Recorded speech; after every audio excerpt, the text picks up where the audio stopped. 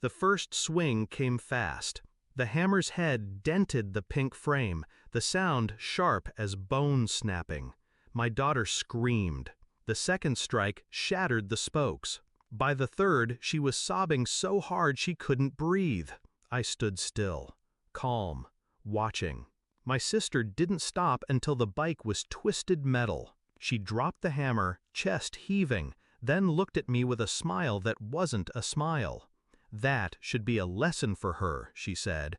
And my mother, arms crossed, added coldly, "You shouldn't have bought it for her in the first place." My daughter clutched my leg, trembling, eyes wide with betrayal she didn't understand yet. But I did. I understood perfectly.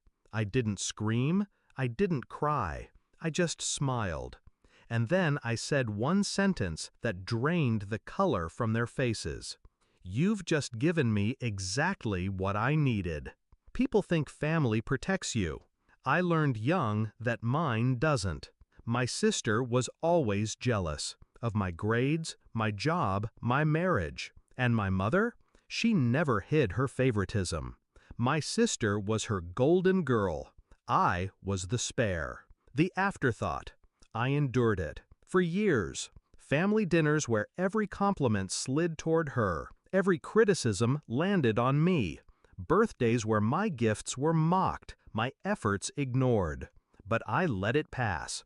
I thought distance was enough, that I could raise my daughter without dragging her into that poison. I was wrong. Because jealousy doesn't stop at me. It spills, it infects, it targets what you love most. When they smashed that bike, they crossed a line that could never be uncrossed. I noticed the signs weeks earlier. The way my mother's voice sharpened when my daughter giggled. The way my sister's eyes lingered on her new toys, her new clothes. It was the same look she used to give me, resentment dressed as a smile. I caught the whispers too. "She thinks she's better than us. Look at her spoiling that child. She'll grow up ungrateful." I knew where it was leading, but I didn't think they'd be reckless enough to do it in front of me, in front of her.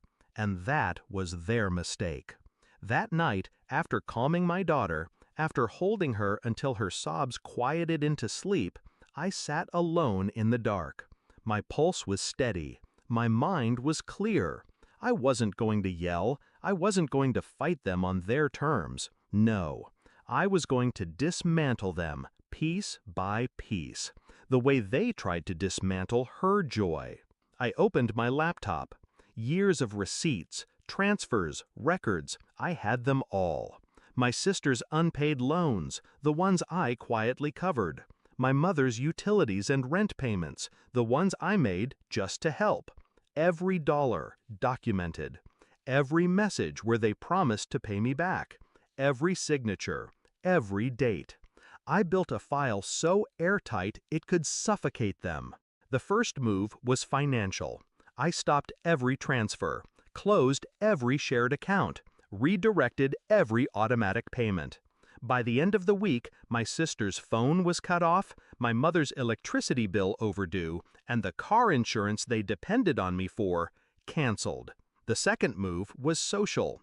I sent polite, factual emails to relatives, copies of bank statements, screenshots of conversations. No accusations, just the truth laid bare. Within days, the family group chat exploded. The Golden Girls' halo cracked. The matriarch's image crumbled. They weren't victims anymore. They were parasites exposed in daylight.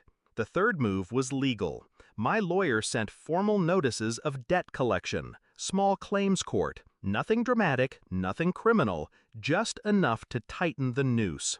Every step deliberate, every cut precise. 2 weeks later, my sister stormed into my driveway, screaming loud enough for the neighbors to hear. Her voice was raw, desperate. "You're ruining us! You can't do this! We're family!" Family. That word again. It almost made me laugh. I let her rant, let her throw her tantrum. Then I stepped closer, calm as ever, and whispered the truth where only she could hear it. "No, You ruined yourself the moment you touched her bike. Her face collapsed, the fight drained out of her. For the first time in her life, she understood I wasn't the one she could break. Now, my mother avoids me. My sister can't look me in the eye. They whisper about betrayal, but they never use the word bike. They never say why it started, because deep down, they know. They know the hammer wasn't the beginning. It was the end. My daughter has a new bike now, brighter, stronger, unscarred. She rides it with a smile that tells me she feels safe again. And me? I don't regret a single move. Because revenge wasn't about money. It wasn't about humiliation. It was about one thing: making sure they never again confuse my silence with weakness. Family taught me many lessons, but the most important one was this: blood doesn't make you safe. Boundaries do, and sometimes boundaries are built with fire.